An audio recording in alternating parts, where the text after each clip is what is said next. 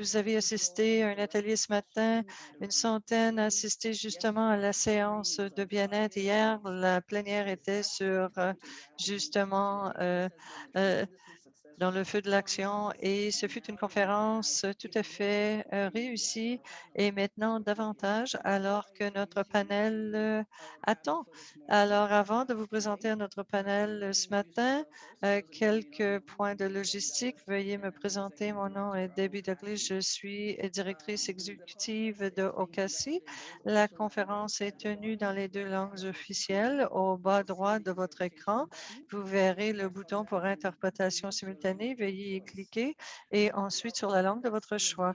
Nous sommes conscients que certains d'entre vous avaient vécu certains enjeux avec Feedloop pour le poste en français. Si vous éprouvez toujours des difficultés ce matin, veuillez cliquer sur éprouvant des difficultés et pour les choix justement de diffusion continue, vous pouvez trouver cela dans une autre fenêtre. Si vous éprouvez toujours des difficultés, veuillez communiquer avec Stephanie Brown dans un message privé de Feedloop dans le clavardage. Nous voulons discuter avec vous, entendre vos voix. Veuillez utiliser le bouton questions-réponses Q&A au bas de l'écran à votre droite pour poser des questions à nos panélistes et poser vos questions. La modératrice, Madeleine Nuremberg et moi-même allons prêter attention et nous vous impliquerons dans la conversation au fil du temps. Alors, le futur de l'immigration, je me joins de vous de Toronto, qui est un territoire non cédé et selon l'entente entre Haudenosaunee et les autres nations et le Mississauga des crédits et tous les territoires entourant les Grands Lacs. Le futur et l'avenir de l'immigration et c'était considéré critique justement pour la prospérité canadienne et la croissance. Et c'est la clé justement de la relance économique post-pandémie. Alors que les cibles et objectifs ont augmenté, le Canada continue justement à tenir ses programmes d'immigration pour accueillir de grands nombres d'étudiants et de travailleurs immigrants à travers le pays. Les immigrants continuent à faire face à des obstacles justement d'immigration et de discrimination. Les immigrants et les réfugiés qui ont des difficultés et pour parcourir le processus à l'occasion. Et on va miser cette discussion sur l'avenir de l'immigration au Canada. Il s'agit d'un panel très dynamique. Alors, permettez-moi de vous présenter à notre modératrice Madeleine et la gestionnaire responsable justement au centre d'emploi pour surveiller et aussi en ce qui touche la langue et les services d'établissement pour les nouveaux arrivants dans la région de Kingston. Et elle aussi promouvoit le féminisme, l'antiracisme, l'anti-oppression et une approche détaillée au service d'immigration et aussi pour le développement de l'égalité des services pour les arrivants dans la région de Hamilton et de Kingston et les reconnaissances pour l'équipe, les participants et les partenaires qui lui prêtent main forte. Madeleine, on vous cède la parole. Bonjour, bonjour tout le monde et merci Debbie de m'avoir invité et de me demander de d'animer cette conférence. C'est génial d'avoir cette occasion d'être impliqué dans ce format virtuel. Je suis heureuse de me joindre à vous à partir de mon bureau à Kingston, le territoire traditionnel des Anishinaabe, Anishinaabe et d'autres peuples autochtones où je réside comme une invitée non invitée alors que nous souhaitons entretenir de très bonnes relations avec les peuples autochtones. Je suis vraiment ravie de modérer ce panel sur l'avenir de l'immigration et Debbie a établi le fondement de cette discussion. Et si nous remontons en arrière, mais pas très loin, on peut voir qu'il y a eu euh, un grand nombre de changements en ce qui touche notre contexte économique afin d'accueillir les arrivants, les nouveaux arrivants, les réfugiés dans nos collectivités et cela a une grande incidence sur les immigrants. Et aussi, on fait appel à vous pour les appuyer et les accompagner dans leur parcours. Alors, nous avons un panel très connaissant qui vont partager leurs perspectives. Et pour vous laisser savoir comment ce panel va fonctionner, chaque panéliste prendra quelques minutes pour présenter ses remarques préliminaires. Ensuite, on va entamer la section de questions et de réponses. J'ai une série de questions avec lesquelles je peux débuter. Il y aura quelques panélistes qui vont porter commentaires sur certaines des questions. Ensuite, je vais attendre vos questions. Alors, Debbie et moi, on va vérifier vos questions dans le clavardage. Vous pouvez vous poser vos questions en français ou en anglais. Et si vous n'avez pas l'occasion de prendre le micro, je prendrai la parole en votre nom et je lancerai la question à nos panélistes. Alors, nos panélistes pour aujourd'hui, Carl Flecker, Ethel Cohen, Ken Radkahara, Michael Justic et Naomi Valpork. Et on va entendre d'abord de la part de Naomi, qui est un fellow principal justement à l'intégration à l'université Ryerson et un fellow et à l'école des politiques à Queen's University. Elle a pris justement, elle enseigne des cours de premier cycle sur les politiques depuis 20 ans et a rédigé bon nombre d'articles. Et Madame Alboem est une conseillère active en ces consultations en Europe, Canada, Vietnam, Kenya et d'autres pays. Préalablement, Madame Alboem a travaillé au niveau principal dans les gouvernements ontariens et fédéral et 8 ans comme ministère adjoint de ses portefeuilles. Ses responsabilités comportaient l'immigration, les droits du travail, les normes, la culture, ainsi que les enjeux pour autochtones et femmes handicapées. Et elle a reçu les médailles de la reine et est membre aussi du gouvernement ontarien. Merci, Naomi. Alors, on vous cède la parole. Merci, Madeleine. Je dois activer mon micro. Merci beaucoup de m'avoir invité à cette conférence. C'est toujours un plaisir de voir chacun des visages, pas en personne, mais je vous vois, je vous ressens et je suis avec vous. D'abord, je ne vais pas parcourir l'historique que vous connaissez déjà, mais juste pour accentuer le fait qu'il est clair pour bon nombre de raisons. Nous avons besoin d'immigration maintenant. Nous allons continuer à avoir besoin d'immigration et davantage à l'avenir pour toutes sortes de raisons. Notre taux de nativité décroissant, manque dans le domaine du travail et de la main-d'œuvre dans diverses parties du pays. Et il faut aussi faire croître les populations francophones à l'extérieur du Québec et maintenir notre rôle de leadership dans l'établissement de l'immigration. Et les besoins sont croissants. Question. Maintenant, est-ce que les politiques d'immigration doivent être raffinées ou repensées, amendées, compte tenu de ce que nous savons maintenant en 2021 afin de se préparer pour l'avenir? Je vais poser 10 questions plutôt que de proposer des solutions et je vais faire ça très brièvement. Question numéro 1. Avons-nous besoin de repenser notre concept d'amener justement des immigrants avec un capital de niveau très élevé en comptant sur un nombre de travailleurs temporaires pour faire du travail clé justement dans d'autres secteurs du marché en continu?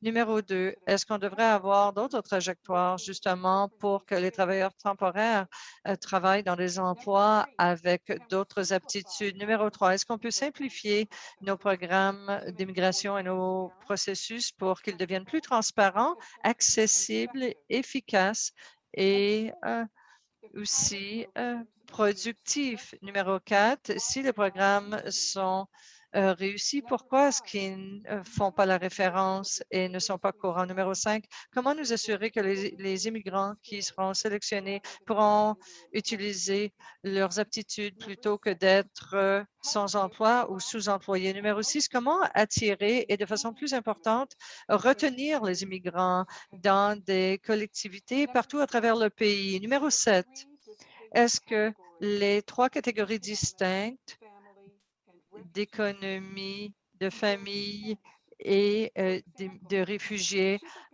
ont toujours du sens? Par exemple, est-ce qu'on devrait avoir un programme de réunification de familles de réfugiés justement pour réunir les familles?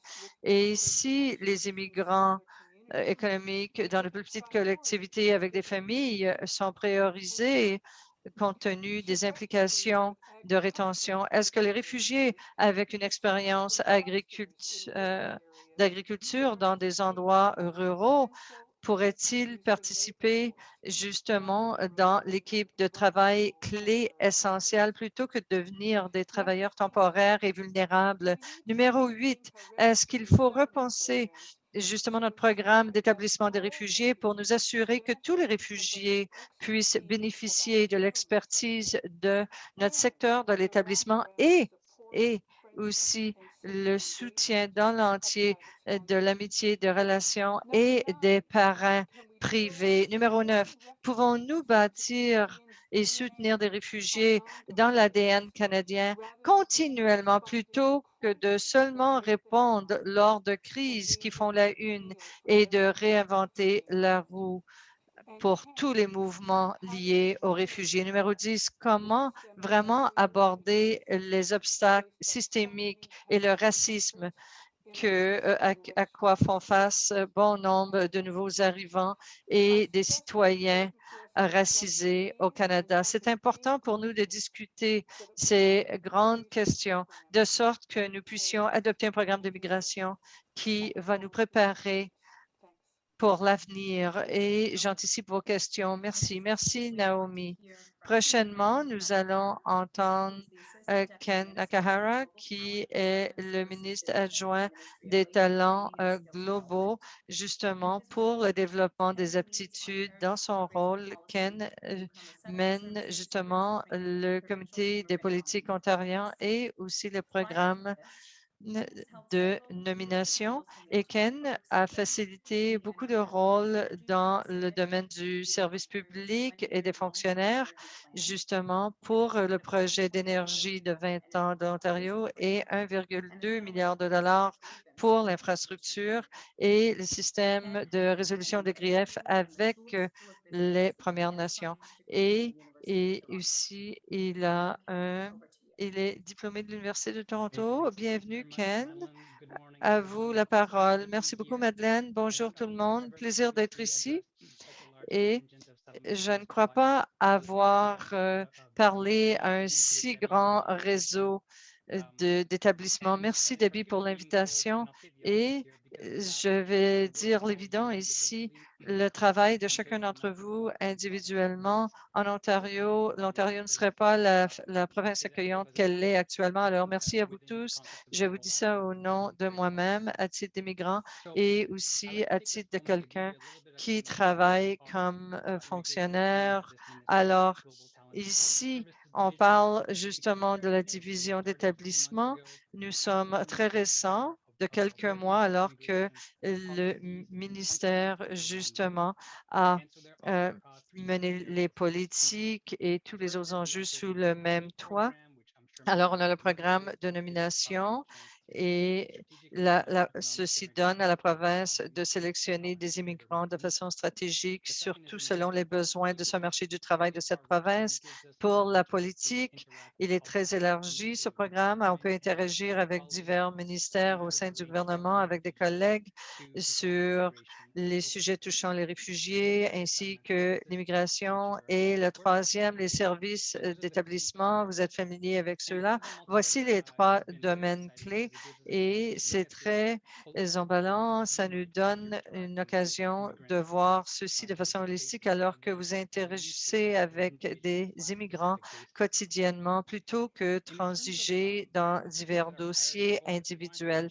Maintenant, en matière de parité, je voulais en mentionner trois points qui soulèvent de ce type, soulevé ici. Le premier, maintenant, il y a le programme de nomination en Ontario. La province devrait être en mesure de sélectionner beaucoup plus qu'une fraction de nouveaux arrivants ou immigrants qu'on pourrait sélectionner. On a besoin de faire grandir ce programme pour refléter les occasions ici en Ontario et pour permettre à choisir des individus à haut capital dans certains secteurs de l'économie de l'Ontario, mais c'est beaucoup plus large. Alors, on peut faire refléter cette diversité des opportunités et dans les diverses régions. En même temps, on augmente et on améliore le programme et tel qu'on a fait cette année qui nous permet d'être plus stratégique pour choisir des gens à haut volume, justement pour les courants les plus populaires. Sur la reconnaissance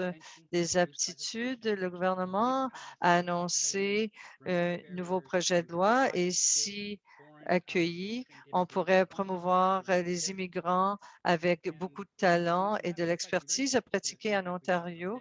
Et je suis ravie de la rétroaction que nous avons obtenue de Debbie et bon nombre de vous ici prenant part à cet appel et avec le commissaire de l'Ontario, avec la direction, l'orientation était très informative parce que ça nous a poussé à trouver des façons significatives d'aborder tous ces obstacles à trop de priorités. Et la troisième priorité, les services d'établissement. Nous avons clos le projet lundi, c'est-à-dire une infrastructure de financement de 5 ans pour bâtir sur le succès de ce programme pour revenir la formation langagière à plus de fournisseurs et pour aussi cibler les services économiques en comportant cette vue holistique pour que on puisse bénéficier l'économie, la société en Ontario. Et les 6 derniers mois ont été très chargés et je suis très reconnaissant d'avoir pris en charge ce travail. Ces discussions sont très importantes pour nous. Il faut maintenant penser à quoi cibler prochainement. Alors, je suis ravie de prendre part à cette séance de questions et réponses. Merci, Madeleine. Merci beaucoup, Ken. Maintenant, nous allons entendre Dr. Kirkland, qui est un président en recherche au Canada et aussi prend part à l'activisme des politiques. Et il est à York University et sa recherche étudie la politique d'immigration et aussi sur la politique de migrants travailleurs temporaires. Elle a rédigé grandement sur les questions touchant l'immigration, a témoigné justement à la Chambre canadienne des communes pour ce qui est de la politique d'immigration de travailleurs temporaires. Nous sommes ravis de vous avoir parmi nous. Merci beaucoup, Madeleine. C'est un honneur de faire partie de ce panel aujourd'hui. Merci, Debbie, pour l'invitation. Et lorsqu'on pense à l'avenir de l'immigration au Canada, je pense immédiatement et je me demande si cet avenir justement, va continuer à finalement résoudre la vulnérabilité de ces travailleurs migrants. Et je suis préoccupée, je suis inquiète qu'on va continuer à les embaucher, mais de leur donner du sous-emploi. Et lorsque les migrants doivent entrer au Canada, à quel programme d'immigration doivent-ils faire face ou y a-t-il un autre cheminement et pour aussi accroître vulnérabilité de ces travailleurs temporaires. Alors, il faut tenir compte de la réalité de ces migrants. Et lorsqu'on parle de l'avenir de l'immigration, il faut jeter la lumière sur le fait que les politiques ont une incidence sur la vie des gens. Un des projets au cours des dernières années impliquant l'exclusion, justement, le programme de ces travailleurs migrants, migrateurs.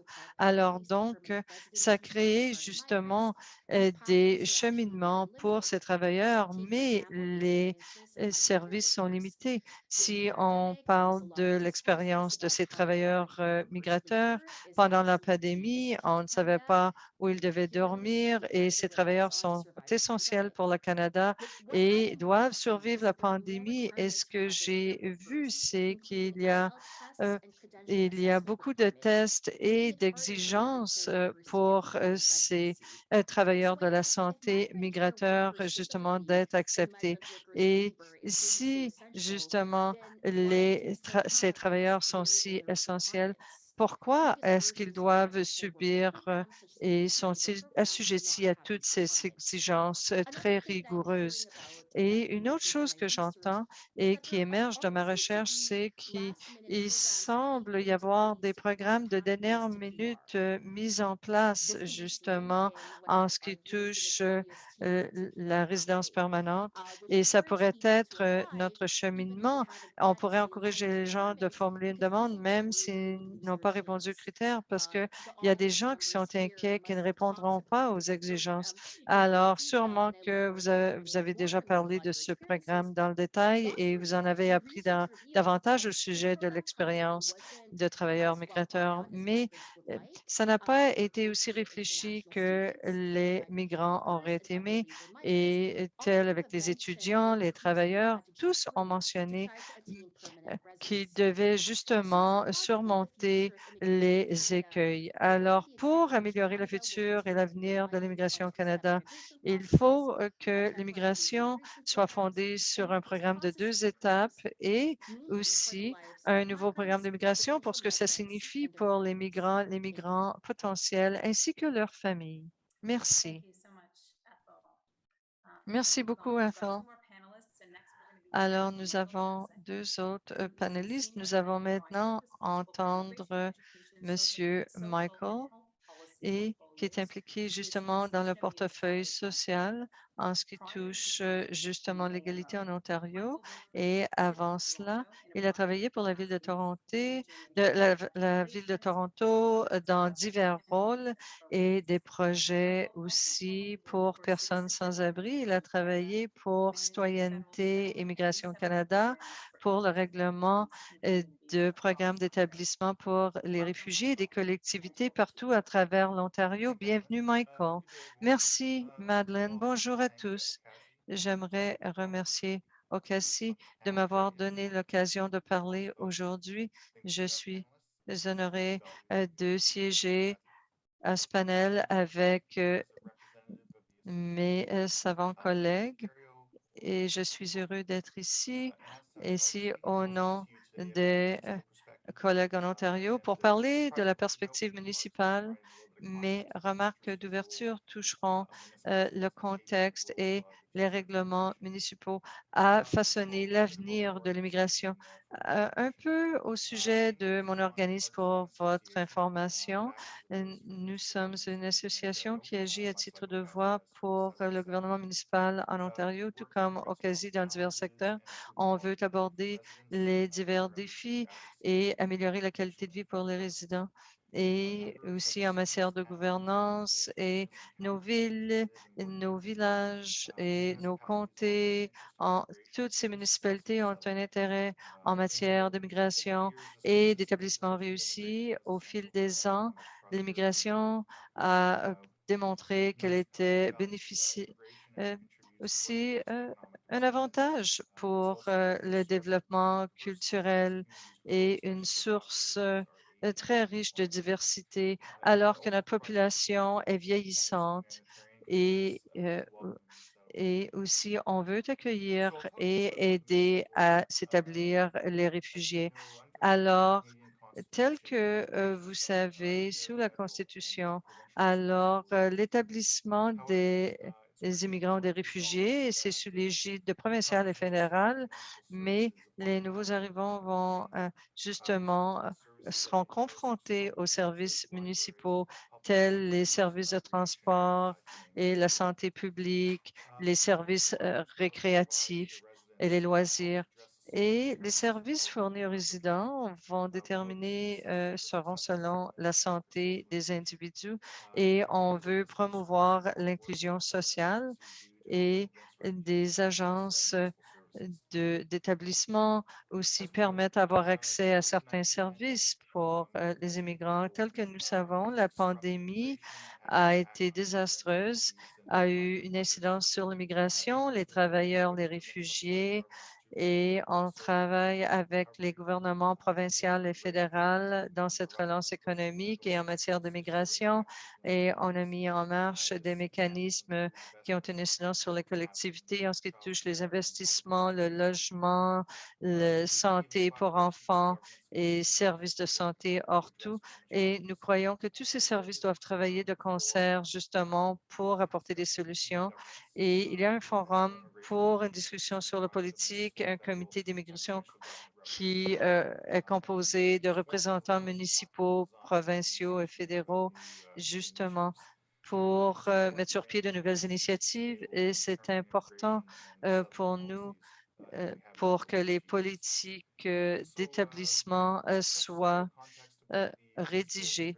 Alors, voici un peu de contexte sur le rôle municipal, justement pour les fins de notre conversation et pour la discussion au sein du panel sur le futur de l'immigration. Alors, merci à vous, Madeleine. Merci beaucoup, Michael. Alors, nous avons maintenant Carl, qui est justement gestionnaire principal pour la défense de l'Ouest, les services pour l'enfant et aussi facilite l'intégration des nouveaux arrivants. Dans le domaine du marché, il a une expérience avec l'antiracisme, a travaillé avec des organismes non gouvernementaux, des instituts de politique, le mouvement de main-d'œuvre canadien et autres. En 2020, lui et son associé Wendy ont justement poursuivi des changements de politique et aussi ils ont lancé des festivals d'une semaine sur l'eau et sur les inondations et les serpents venimeux. On ne va pas entendre parler de ça aujourd'hui, mais je sais que Carla a des remarques pour nous. Alors, à vous, Carl. Merci, Madeleine. Merci, chers collègues d'Ocassie. Merci de m'avoir invité. Merci à vous tous de participer ici aujourd'hui. Et je suis debout et je vous encourage, dans les quelques minutes que vous êtes là, de vous tenir debout et de bouger un petit peu, de vous étirer. Et j'aimerais poursuivre sur la 10e question de Naomi. En 2019, le Parti euh, des gens du Canada, je ne crois pas que vous connaissez l'acronyme, mais il y avait 40 000 personnes. En 2021, ils ont attiré 800 000 votes. Ce n'est pas un parti qui favorise l'immigration. Leur plateforme incluait cet énoncé. La politique sur l'immigration ne doit pas être utilisée pour nécessairement changer la fibre sociale de notre pays. Et précisément, dans leur plateforme, on avait justement des apports, c'est-à-dire 100, 150 000 par année sur justement l'emploi des bonnes aptitudes. Et pour les réfugiés, limiter la réunification des familles et fermer la porte aux grands-parents et rendre certaines choses illégales et de tester chaque nouvel arrivant. Et pour CISIS, la GRC, RCC, de faire des recherches sur les antécédents. Près d'1 million d'électeurs ont coché la boîte TTC pendant l'élection. Ils n'ont pas gagné de siège, mais c'est quand même inquiétant pour l'avenir en ce qui touche l'inclusion, la progression, quelque chose des politiques d'immigration décentes et honorables.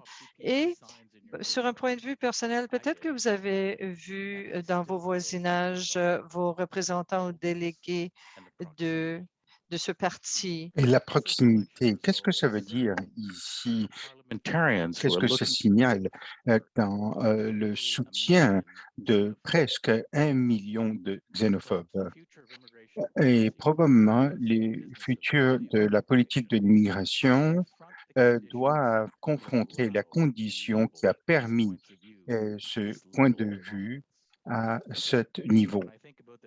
En parlant au futur de l'immigration, ce sera une énorme erreur de sous-estimer les implications violentes et correctives. Merci. Merci, Karl, et merci à tous les panélistes pour remarques d'ouverture. Vous avez mis le ton assez haut ici. Je sais que les gens qui travaillent avec les nouveaux immigrants et ce qu'on voit dans l'avenir. Je suis étonné par l'éventail des choses qui ont été partagées, quelles sont les politiques avec la montée de la xénophobie et les choses qui impactent les immigrants vulnérables et tous les changements qui se passent au niveau provincial. On est très familier avec ce qui se passe et dans les municipalités aussi, telles que Michael a mentionné là, dans le bien-être des nouveaux arrivants et l'impact du COVID concernant l'isolation, les connexions et comment ça se continue au niveau des municipalités et leur rôle central. Et je voudrais parler, actuer dans certaines questions qu'on puisse entendre un peu plus des panélistes. Et vous êtes en train, si vous avez des questions, vous pouvez commencer à les mettre dans le chat. Alors, la première question est pour Ethel et Michael. Nous savons que les défis de la force du travail du Canadien a été le point de clé de l'immigration. Comment est-ce que vous pouvez voir que l'impact des migrants et des communautés dans l'avenir? Et est-ce que je peux donner la parole à Ethel? Oui, je pense que dans mon milieu, dans les chercheurs au niveau de l'immigration, avec les défis qui est la marketisation de politique de l'immigration, une des plus grandes inquiétudes des chercheurs en immigration et et les plaidoyers au niveau de l'immigration n'ont pas la chance d'intervenir, nous, en tant que membres de public, là, concernant la prise de décision, Ian Hibbert UBC, la centralisation de cette prise de décision avec ce qui se passe a et des implications significatives politiques. Basées sur mon travail, j'ai peur que le succès du marché du travail est déterminant de qui est permis au Canada. Il peut y avoir des abus en essayant de pouvoir essayer d'avoir une stabilité. Il peut y avoir des problèmes à ce niveau-là. Avec les expériences vécues, je suis inquiète concernant ces tendances quand c'est l'historique du Canada comme nation, comme patrie, si on le lit essentiellement là sur la participation du marché du travail, c'est un problème là de ce que l'immigration au Canada est. Michael, est-ce que vous voulez partager vos pensées à ce niveau-là? Je suis d'accord que les défis du FOSDRE sont des points clés là, concernant les politiques d'immigration. Les immigrations peut et doit être peut ne pas être le seul point clé que les points d'immigration actuellement prioritisent certaines choses, mais les gouvernements sont en train de se pencher sur ça là, concernant la pénurie des travailleurs et spécialement des travailleurs qualifiés et non qualifiés là au nord de l'Ontario et essayer de pouvoir retenir ces travailleurs, démontrer les opportunités dans les communautés et c'est critique pour les hommes volontaires de recevoir des immigrants, mais pour les bénéfices de l'immigration, sont à travers l'Ontario, là, avec, en offrant des opportunités dans des communautés différentes.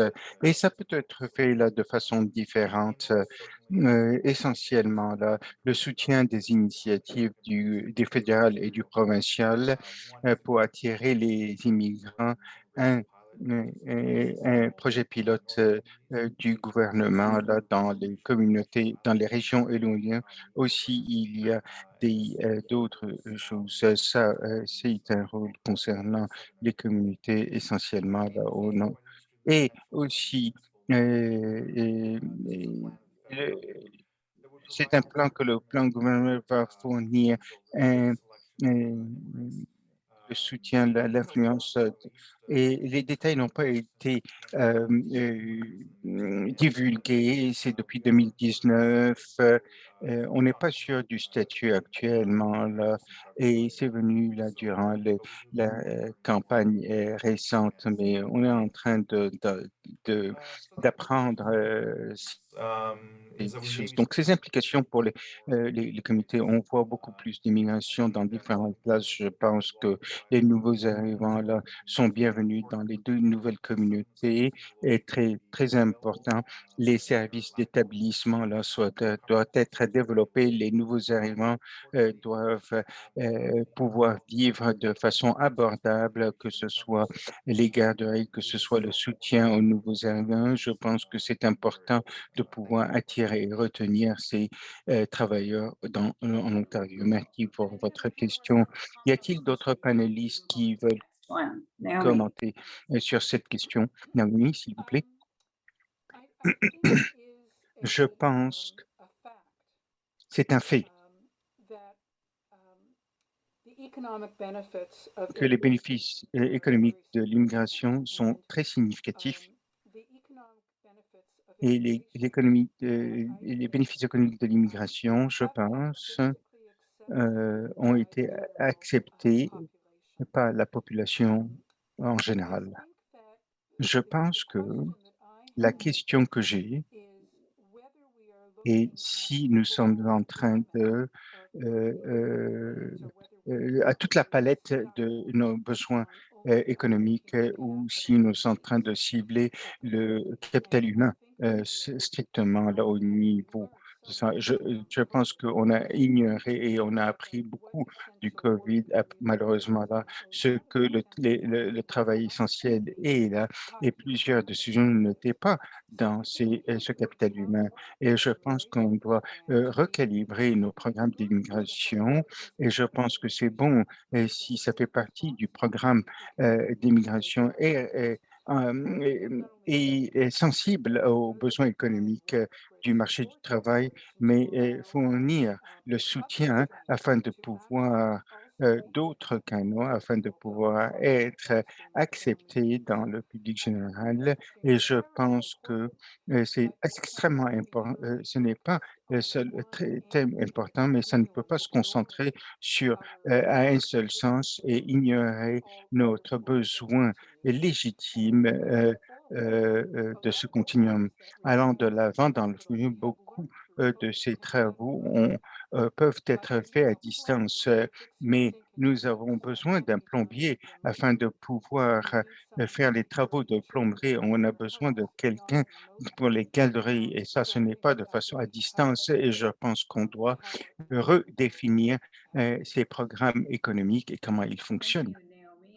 Merci Naomi et je pense en regardant à la compréhension et apprécier tous ces bénéfices économiques de l'immigration, nous avons besoin de s'assurer que ces bénéfices euh, incluent tous les migrants et immigrants là au sein de nos frontières. Et je pense que ce que Naomi et d'autres ont pensé, les politiques d'immigration ont besoin de penser concernant bâtir la patrie et les communautés, pas seulement le produit brut. Et je pense que les communautés sont plus nécessaires là, et c'est nettement plus puissant à long terme, comme bâtir ces communautés. Je voudrais ajouter quelque chose concernant bâtir la nation. Je pense que si on court le risque, si on continue de cette façon de renforcer la notion de euh, les bons travaux pour les gens permanents et les gens les travaux qui sont temporaires pas pour les gens là qui sont et là à ce moment-là on a une société composée de plusieurs chemins plutôt qu'un seul chemin commun pour tout le monde. Et je voudrais changer un peu ce sujet-là, mais continuer dans le même domaine. Et depuis 15 années, la convention de la province de l'Ontario a passé une législation là, concernant les professionnels immigrants, essayer de pouvoir accéder les applications, que ce soit en service de santé ou à l'extérieur de ce secteur. Qu'est-ce qui a été fait à ce niveau-là? Et j'espère que Kenneth peut commenter à ce niveau-là. Oui, merci. Et merci pour cette opportunité. C'est de pouvoir mentionner ceci concernant cette législation proposée. Là. Mais je suis d'accord avec l'idée que ça a besoin d'attention. Et dans ma famille, nous avons des gens là qui sont euh, euh, qui ont été éduqués à l'extérieur. Là, ils sont venus ici avoir de la difficulté avec cette expérience canadienne le manque d'opportunités d'avoir cette expérience canadienne, les coûts prohibitifs et les complications on a parlé, à travers les consultations, on doit parler des tests multiples et ça ajoute ce fardeau à tous les individus. Cette législation proposée qui si elle est passée, va créer le mécanisme de travail avec les régulateurs afin de pouvoir adresser les choses là concernant l'expérience canadienne, même si donner le gouvernement de mettre de côté ce gouvernement, à moins qu'il y ait quelque chose de spécifique là concernant l'évaluation dans le contexte concernant l'expérience professionnelle. Et on voit certains le faire et certains d'autres non, pas encore. Et passer la capacité d'être plus exigeant concernant les résultats, concernant le test de langue, mais aussi avec nos collègues du fédéral, et dire que si quelqu'un doit avoir l'anglais ou le français comme test, qu'on ne le fait pas 2 à 3 ou 4 fois là, en passant dans des processus réguliers. Il faut que ce soit des choses professionnelles, spécifiques, mais ça ne veut pas dire que ça peut être un cadre de test complet là, tel que c'est actuellement. Là.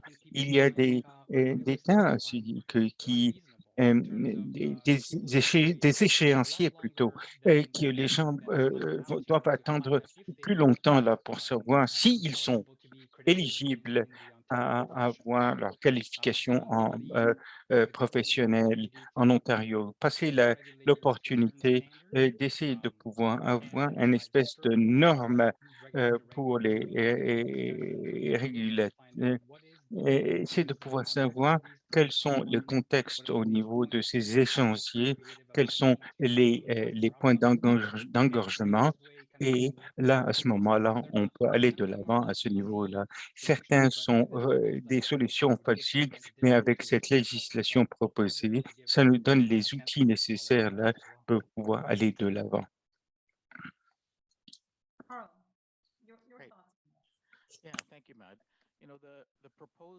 Euh, les changements législatifs d'éliminer les exigences d'expérience canadienne dans des secteurs non, qui ne sont pas la santé, la réduction de la duplication des tests, certaines mesures, si elles sont implémentées de façon bonne, ont la potentiel de pouvoir mettre les nouveaux arrivants là, dans leurs endroits. C'est intéressant que la pandémie a été un motivateur tragique mais l'intention de cette législation Ça ne va pas être appelé pour les professionnels de la santé, mais il y a une possibilité que les changements peuvent être appliqués.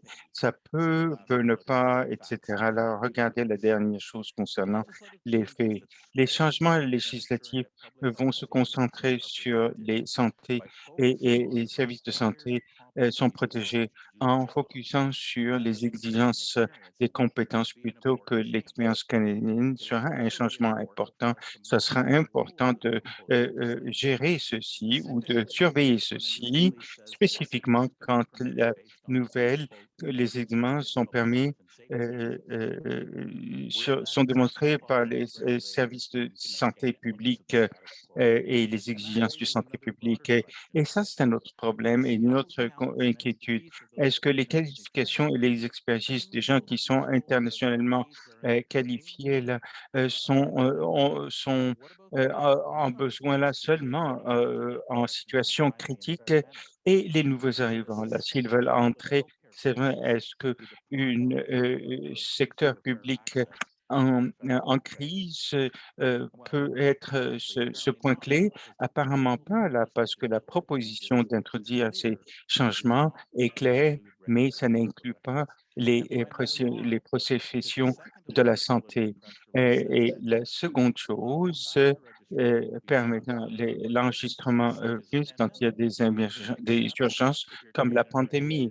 Si, sauf si vous êtes vous êtes dans le secteur de la santé. Donc, on n'est pas sûr quand c'est pas réglé, par exemple, un avocat ou un comptable ou un ingénieur ou un plombier serait dans mon esprit, mais c'était depuis quelques années. Mais qu'est-ce qu'on peut faire plus? Créer un cadre de travail national concernant l'immigration et des emplois plus équitables. Il doit y avoir un changement majeur et cette approche doit avoir plusieurs preneurs de décision qui le font ensemble. Mais voilà des séries, des idées là, un portal dédié pour les informations concernant les possibilités de reconnaissance.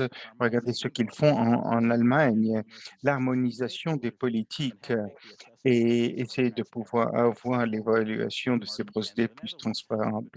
En Hollande, ils ont des pratiques.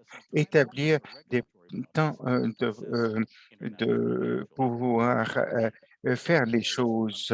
Au Danemark, c'est 30 jours pour les cas qui ne sont pas compliqués.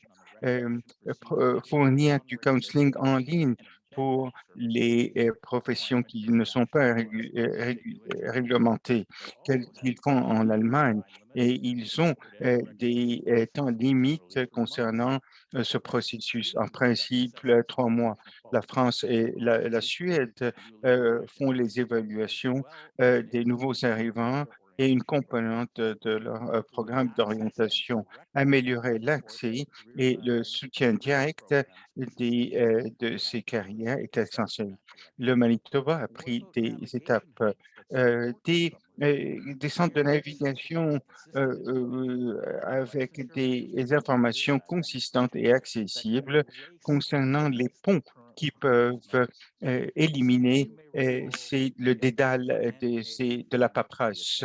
Et donc, cette évaluation et qui décrit les étapes idéales du processus que le gouvernement doit suivre pour l'intégration dans le marché du travail. 4 principes dans cet accord, égalité, transparence, justice et dans le temps là et consistance. Le problème là, ce cadre de travail n'est pas légal, c'est une meilleure intention. Et donc, 15 ans dans cette commission, la proche de la politique et se base sur des bonnes intentions quand il n'y a pas besoin démontrable que l'impact pour les nouveaux arrivants, c'est qu'ils vont continuer dans leur lieu de façon efficace et que le public est à court. Mon dernier point, la commission d'égalité ici a une normalisation, ça peut faire de surveillance il y a des pénalités financières, c'est une nuance ici en 2019-2020 dans ce rapport. C'était assez intéressant. Historiquement, le niveau de normalisation, ça varie à travers les professions. Et probablement après 5, 15 ans, afin de pouvoir réaliser cette justice, il est temps de réaliser si ce bâton est assez fort afin de pouvoir l'utiliser de façon plus régulière. Je voudrais répondre à Karl. Oui, merci pour avoir mentionné pour les processions qui ne sont pas de la santé. Les législations pour PACTA qui sont dans le mandat de mon ministère, qui fait affaire avec les professions qui ne sont pas de la santé. Et on a travaillé avec et je vous êtes d'accord sur le côté professionnel de la santé. Là, il y a des discussions entre nous et le ministère de la Santé afin de pouvoir savoir qu'est-ce qu'ils veulent partir, comment ils veulent se diriger concernant ces professions. Et je pense qu'il y a une approche ici à plusieurs échelles. Je pense que l'Ontario est allé de l'avant, mais on espère que l'Ontario va voir ce que nous sommes en train de faire et avoir une discussion multiprovinciale avec nos collègues fédéraux le font de le faire sur une base plus canadienne et on le voit comme en Australie mais ont beaucoup plus de succès que nous avons là concernant aborder ces problèmes. Et au niveau de l'entraînement, les ponts d'entraînement là, et les contrats, le revers de la médaille est que vous pouvez utiliser la législation afin de pouvoir adresser ces barrières systémiques qui doivent être adressées, mais il doit y avoir une aide actuelle sur le terrain et j'aime votre commentaire concernant le flot d'informations, plus d'informations pour à l'international afin de pouvoir manœuvrer à travers cette approche régulatoire. Je vous passerai un appel plus tard là, et ça c'est mon commentaire en réponse à vos commentaires. Merci, Ken. Avant de partir, y a-t-il quelqu'un d'autre qui voudrait commenter sur l'accès ces professions? Je suis d'accord absolument avec ce qu'on a dit. Je pense qu'on doit partir au-delà du régulateur. Malheureusement,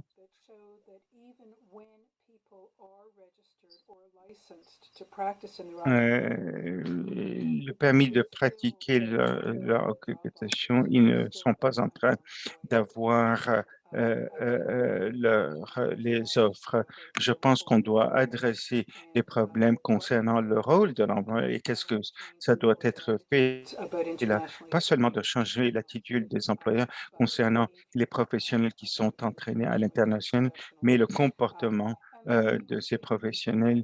Et de la même façon, avec les syndicats, on doit s'assurer aussi que le travail, les syndicats du travail sont en accord et embarquent dans ceci. Et donc, il y a certaines choses qui sont, je pense qu'on doit se pencher sur toutes les institutions éducationnelles, de se pencher sur ce groupe de population-là pour pouvoir et arriver à un entraînement spécifique assez court qui n'exige pas une longue période de temps afin de pouvoir augmenter ou avoir des qualifications claires, euh, euh, canadiennes pour pouvoir déterminer s'ils ont ce qui est requis pour travailler au Canada. Et donc, se concentrer spécifiquement sur ces écarts que les gens ont besoin. Et euh, euh, et je parle de l'exemple combien les gens arrivés de paix montent les échelons. Et il y a certains médecins qui travaillent comme euh, euh, euh, des travailleurs de soutien personnel. Et donc, je pense qu'on doit se concentrer sur ce genre d'initiative. Merci beaucoup. Je voudrais partager, on a plusieurs commentaires aussi dans le chat et dans les questions et réponses parce que les gens qui travaillent dans les organisations d'établissement ont cette frustration des coûts, la démoralisation, certains des commentaires sont de l'inquiétude concernant la nouvelle législation incluant les professionnels de la santé, qui est un autre problème. La législation répond probablement aux besoins du gouvernement ou du marché du travail et le besoin des professionnels de l'immigration aussi doit être au sein de cette inquiétude et essayer de pouvoir réaliser que nous sommes en train de regarder intensément, de surveiller intensément et les choses. Vous avez accès à une banque de connaissances qui peuvent partager tous ces défis et beaucoup de bonnes suggestions que, comme Carl a partagé et beaucoup d'opportunités de partage. Encore une question et nous avions plusieurs questions. Je ne veux pas les ignorer toutes. Ça, c'est pour Naomi et Michael et les autres. Dans l'élection récente, le Parti libéral a annoncé que s'ils ont donné, ils vont réétablir 40 000 Afghans. Là. 80% ont planifié de rester en Ontario. Qu'est-ce qu'on doit effectivement là, soutenir cette population? Comment est-ce que ça peut nous impacter aussi? Naomi, est-ce que vous voulez commenter à ce niveau-là? Numéro un, je ne pense pas qu'on doit assumer que actuellement et allant de l'avant, que ce ratio va continuer. Je pense que les gens dans le gouvernement du Canada et certainement dans les organisations euh, euh, les autres organisations, il y a un intérêt d'établir ces gens-là à travers le pays, pas seulement en Ontario. Et je pense que le premier groupe avait des connexions pour l'Ontario, plusieurs d'entre eux. Je ne suis pas sûr qu'on doit assumer que dans l'avenir, euh, euh, les réfugiés afghans dans l'avenir là, vont rester en Ontario dans cette proportion où seront permis de faire de tenir. Et si actuellement il n'y a pas de connexion ou une bonne raison pour eux d'être en Ontario. Maintenant, je ne suis pas dans la coercion ici. Les gens ont le droit de s'établir là où ils veulent, mais de l'autre côté, là, ils ne font pas leur décision de la meilleure façon. Là, ils ne savent pas ce qui est disponible à travers le pays, quelles sont les opportunités concernant le logement, l'emploi ou les souhaiter la bienvenue dans les communautés.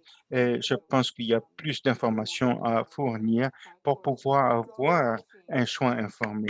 Mais on voit certains veulent ne pas partir à Pearson, mais partir directement à Calgary. Et beaucoup de gens, beaucoup de filles qui sont établies à Saskatchewan reconnaître, envoyer les gens là par groupe en créant une petite communauté qui s'intègre dans cette communauté comme une communauté fait une différence concernant ces groupes et rétention. Et je pense que l'attente across the country in 34 communities. And I think the RAP organizations are ready for them and want to receive them in all those 34 communities right across the country.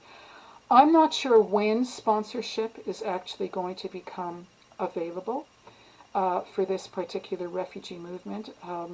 There are lots of questions about the sponsorship agreement holders and the numbers that they are allowed to et les membres qu'ils peuvent parrainer selon l'infrastructure de conformité à laquelle ils doivent adhérer. Des groupes de 5 peuvent être parrainés s'ils sont déterminés comme étant des réfugiés. C'est vraiment un obstacle pour la population réfugiée afghane. Alors, à moins que les règles aient changé, je crois que nous allons voir à courte échéance de plus en plus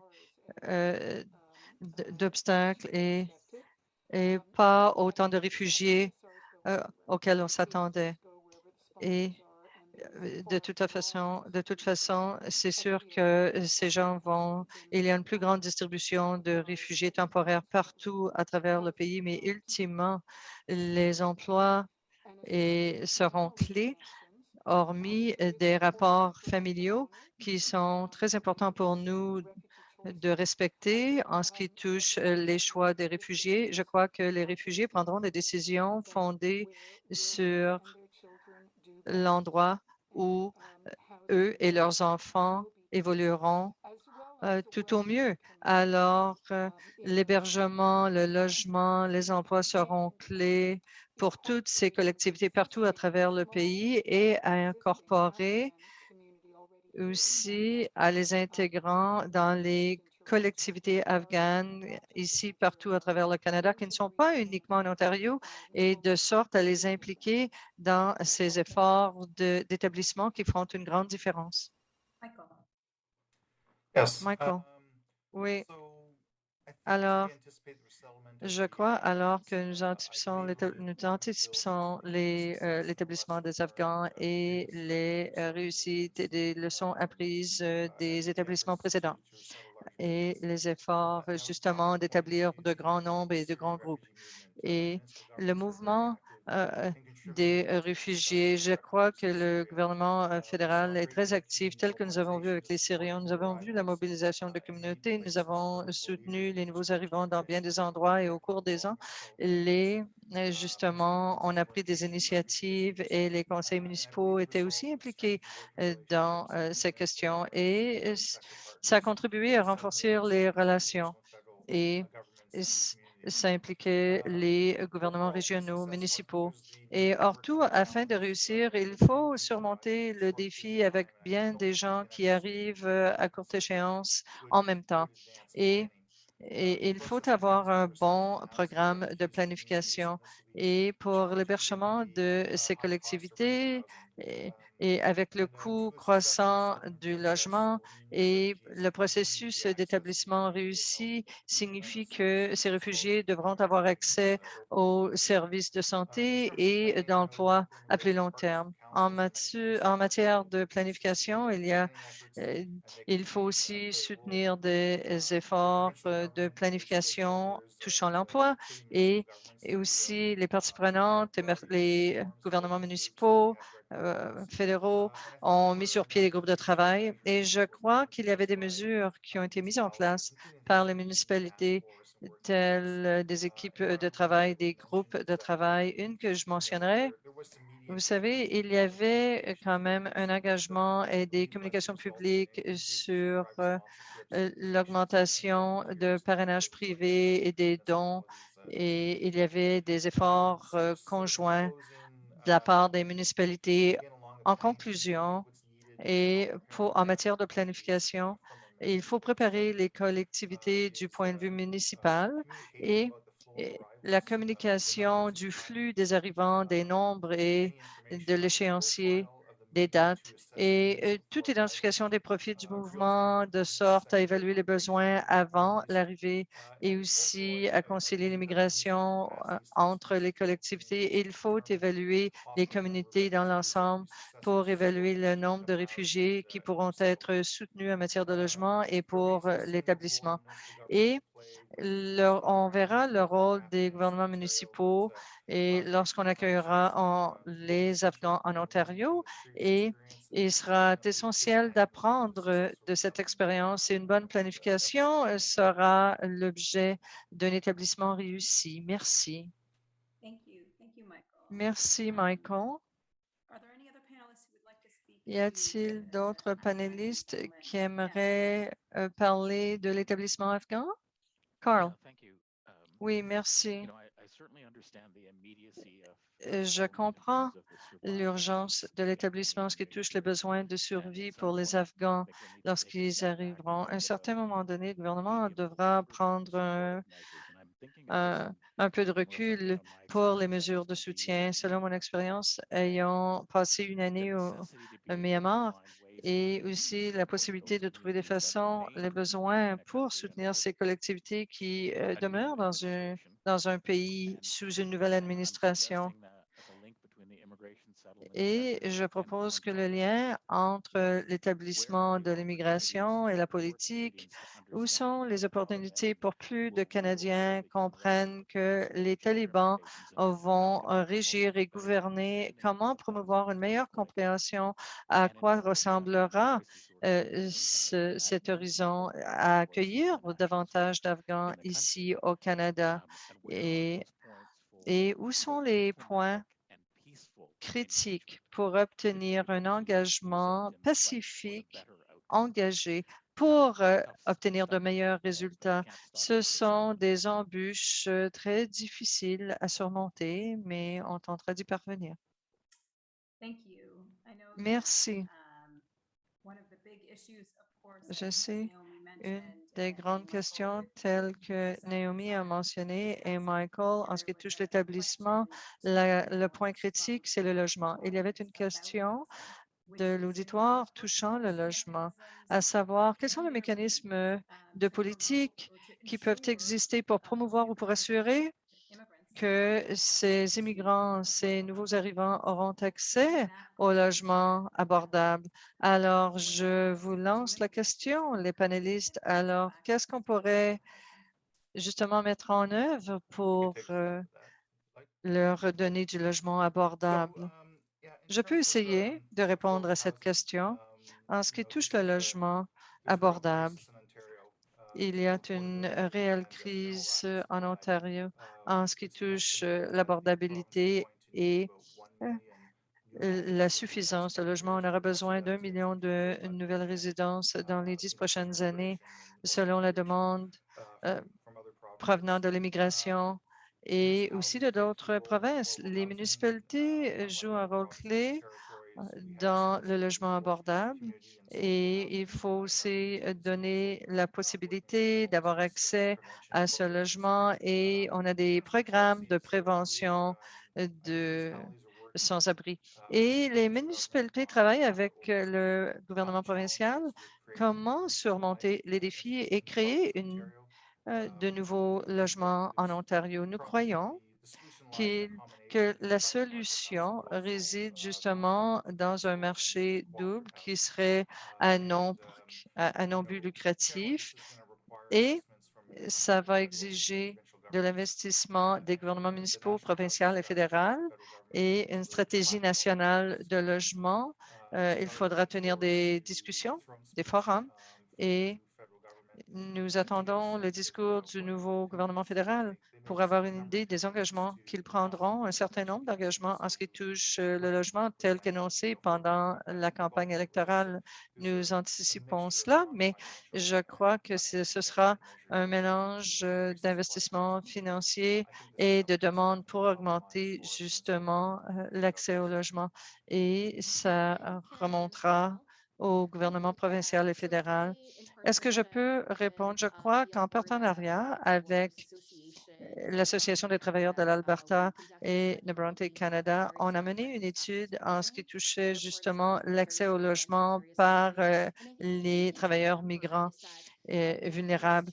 Et ce qu'il faut se rappeler lorsqu'on touche les immigrants, les nouveaux arrivants et les travailleurs migrants, et pour ce qui est justement de la demande à logement, on n'en tient pas compte. Et nous, on l'apprend parce qu'on parle à certains travailleurs migrants et il y a des gens qui vont compter sur leur réseau de collectivités, de communautés en matière de maisons, de logements. Et lorsqu'on parle justement des décideurs de politique, il y avait des gens qui étaient étonnés. Ils ont dit, ah oui, est-ce que c'est vraiment un enjeu auquel font face les migrants? Mais il y a beaucoup de problèmes structurels et c'est souvent fondé sur justement la race et c'est typique pour que de nouveaux arrivants doivent remplir certaines exigences. On a vu que certains propriétaires demandaient des références, non seulement au Canada, mais dans la province de l'Ontario également. Et certains propriétaires avaient aussi demandé à ces gens est-ce qu'ils seraient en mesure de payer une année de loyer. Toutes ces politiques, de toute évidence, ne sont pas légales. Mais si vous êtes placé dans une situation où vous êtes désespéré, vous avez besoin d'un logement et vous devez répondre aux critères également, alors c'est une combinaison de facteurs. Et je veux faire le point que le problème est structurel et pour remonter en arrière aux commentaires de Carl, oui, il faut tenir compte de la race et c'est souvent un enjeu pour bien de nouveaux arrivants en ce qui touche l'accès au logement. Est-ce que je peux aussi dire quelque chose? Alors, je n'ai pas de recommandation politique et je crois que c'est hors de mon champ d'expertise et vous en connaissez peut-être plus que moi, mais justement pour le programme de nomination, c'était un projet pilote de 2 ans, justement, et je veux passer mes réflexions alors que nous sélectionnons les communautés sur lesquelles on devait travailler. Nous nous sommes déplacés sur une douzaine de taille petite et moyenne en Ontario de ces communautés parce qu'on avait une préoccupation pour les communautés à savoir s'ils pouvaient travailler avec nous de façon pilote, si vous voulez. Alors, il y a aussi l'enjeu de partenariat. Alors, ce genre de programme pour diriger les immigrants avec des offres d'emploi, des déplacements, mais la rétention de ces individus, la qualité de vie de ces individus dépendait beaucoup des partenaires municipaux et des partenariats sur l'immigration de toute la communauté, en fait. Et il faut y réfléchir parce que alors que le tout tire à sa fin, on ne va pas aborder 3 autres communautés pour ce projet pilote, mais il faut utiliser ce que nous avons appris, justement. Il faut répondre, justement. Et il y avait un autre enjeu, le transport. Si vous n'avez pas de voiture et vous êtes à faible revenu, alors l'infrastructure du transport public doit être essentielle. Il faut réfléchir davantage à ceci brièvement sur la discrimination raciale en ce qui touche le logement. Euh, je ne peux pas en parler dans le détail, mais il faut explorer ça dans le détail en ce qui touche l'antiracisme. Et au cours des 6 derniers mois, on a touché ça, mais il y a justement la direction antiracisme qui peut être contactée. Et on peut demander où est-ce qu'on peut être utile pour répondre à ces demandes, à ces questions et au sein de nos gouvernements également. Merci. Can I just jump in here? Est-ce que je peux ajouter quelque chose? Je crois que euh, aussi la question de logement disponible est une grande question. La disponibilité est un grand enjeu en ce qui touche de financement, de subventions, de règlements, de politique et tout ça. Mais je crois qu'il y a un enjeu immédiat et urgent qui peut être partiellement abordé pour les réfugiés qui viennent au pays maintenant.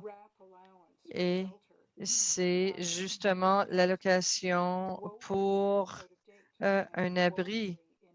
Et ce programme est inadéquat et est dépassé et périmé. Il faut qu'il soit changé et c'est intéressant parce que la seule façon que certaines façons, justement, auront accès à du logement ou ils rejettent certains logements, ils ont beaucoup d'enfants et et l'argent qu'ils reçoivent pour leurs enfants les aide à survivre en matière du loyer qu'ils doivent verser.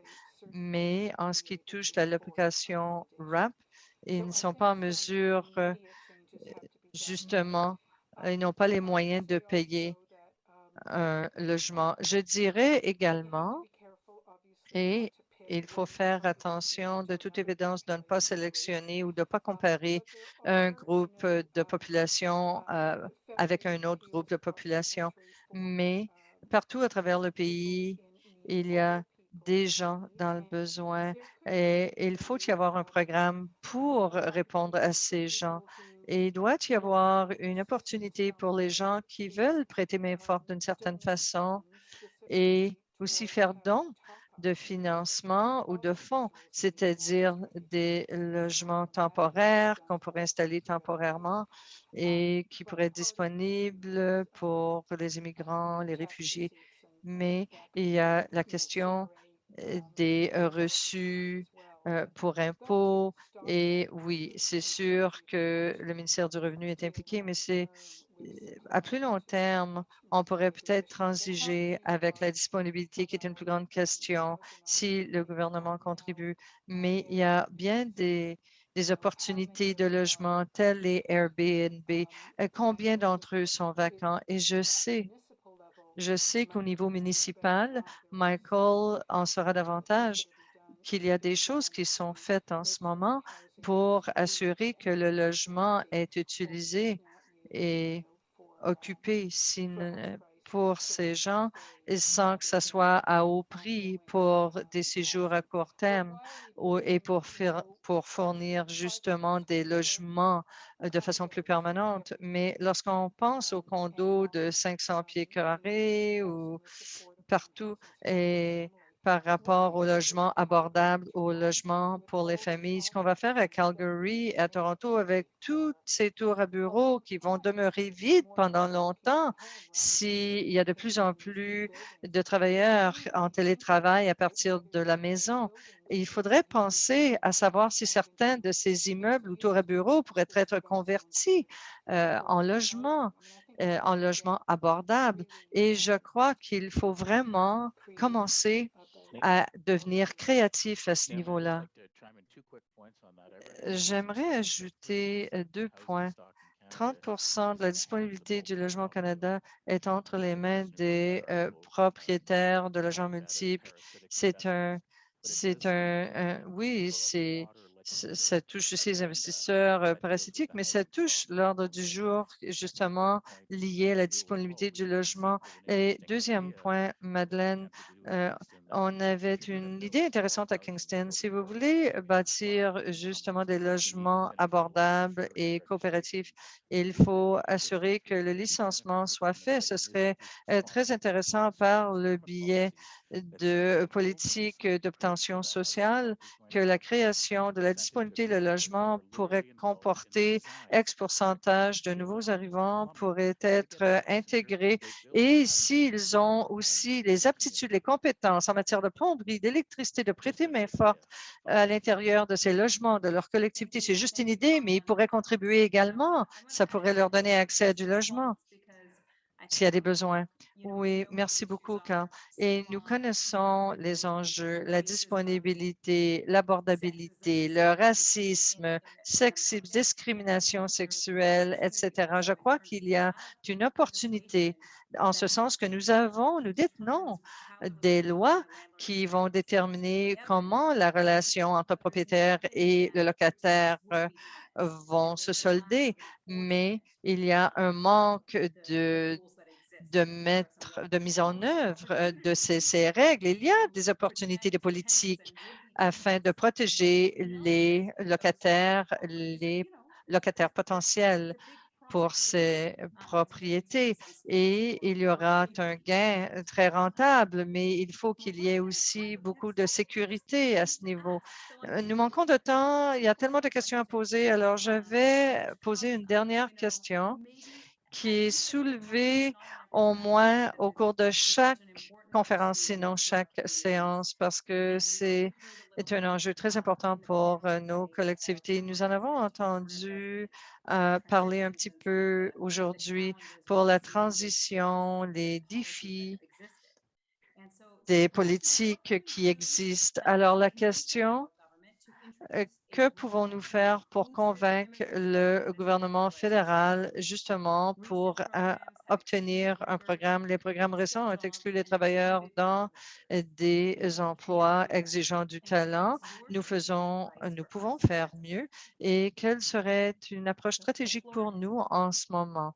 Alors donc, à vous est-elle? Si je peux débuter, Madeleine, je crois qu'il est important de regarder l'importance de bâtir des coalitions avec différentes collectivités et associations de travailleurs migrants, des syndicats et les décideurs de lois et de politique, les politiciens. Alors, si on peut améliorer les politiques liées aux travailleurs migrants, ce serait très utile. Alors, surtout dans le domaine de la santé, on ne leur a pas donné le droit de faire la demande pour la résidence permanente et essentiellement, il faut former des coalitions avec les sociétés et c'est comme ça qu'on peut aussi donner droit aux travailleurs migrants de la santé. Maintenant, vous faites partie de CACI, vous êtes un grand réseau.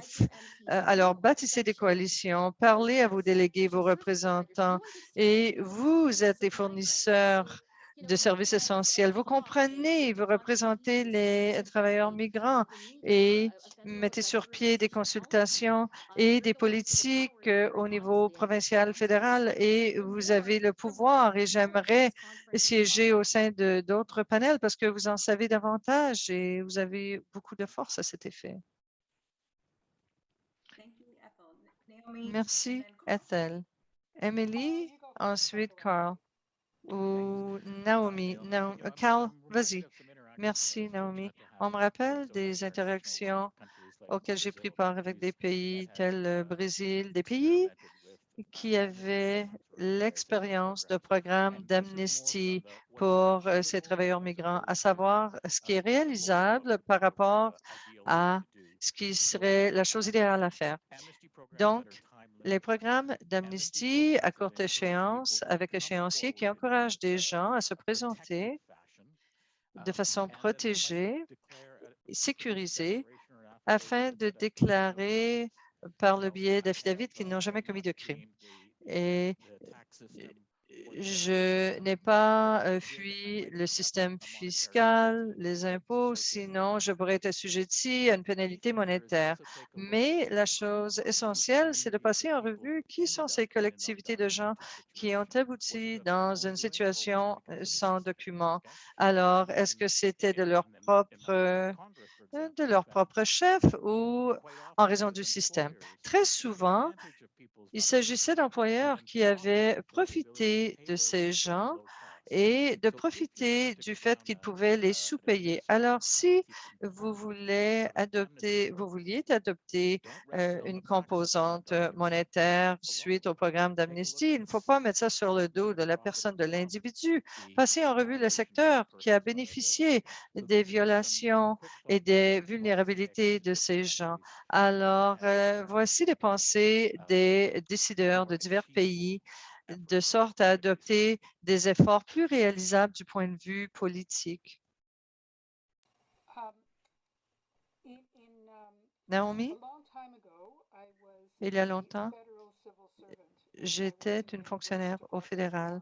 Je travaillais au sein du ministère de l'Immigration pendant 12 ans avant de déménager au provincial. Lorsque je travaillais pour le gouvernement fédéral, il y avait des programmes de régularisation de façon régulière. On regardait, vérifiait la montre à tous les 7 ans.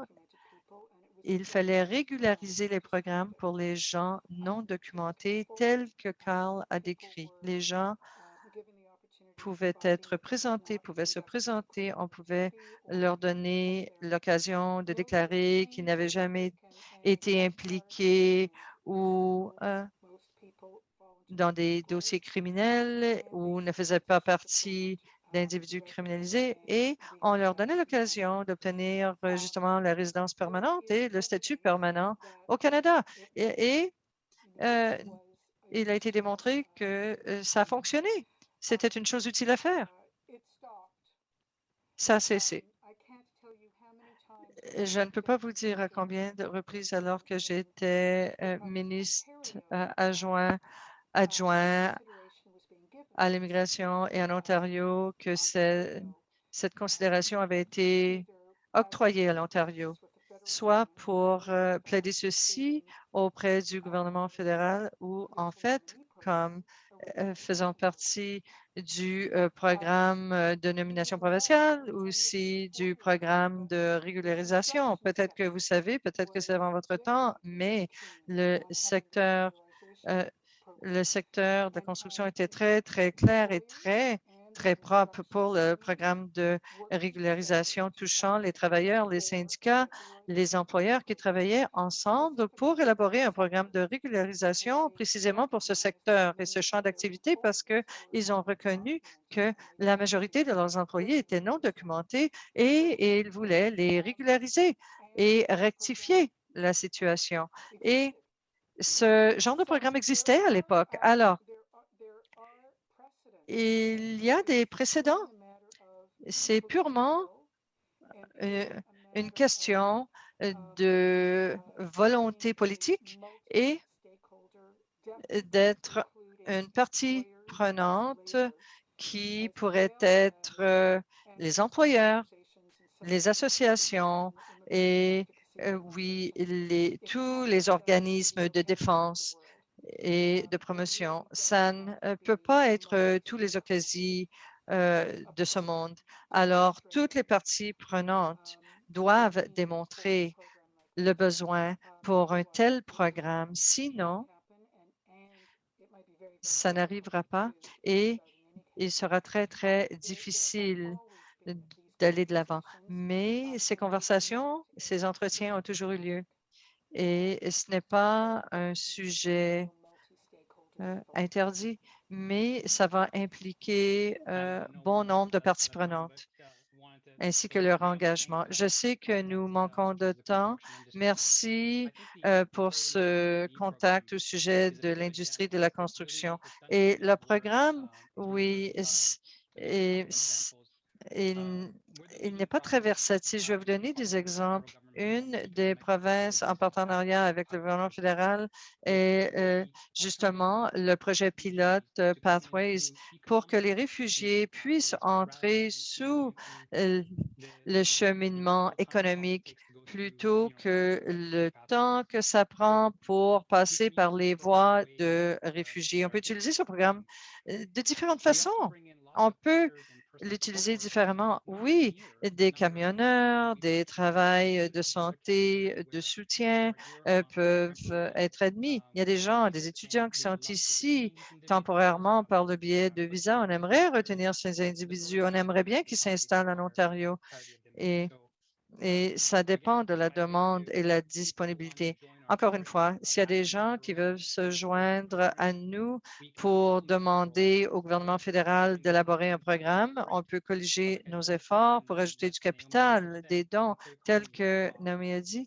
L'économie est très large et la distinction entre justement les compétences techniques versus les autres compétences. Il y en a qui disent, mettez-moi sur une ferme, sur une terre.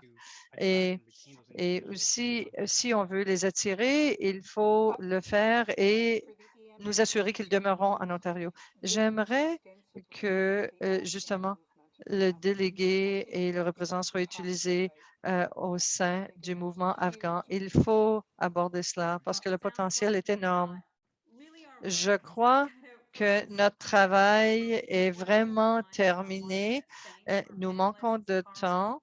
L'heure est venue.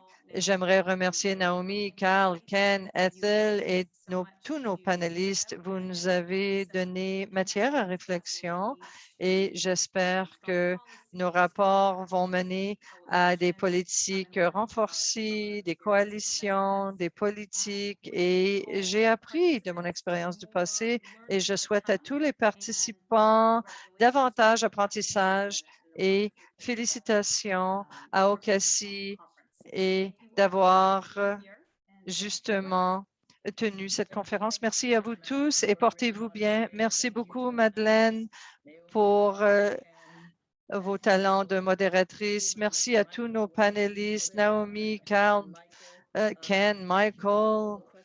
Merci pour toutes les questions provenant de nos participants de notre auditoire. Bonne discussion. Merci à vous tous. Nous vous reverrons ici au cours de la plénière cet après-midi. Bon après-midi, bon vendredi. Assurez-vous de vous tenir debout. Oui, je me suis tenue debout. Voilà, et je me lève. Merci. Merci à vous tous. Grand merci. Très bonne discussion.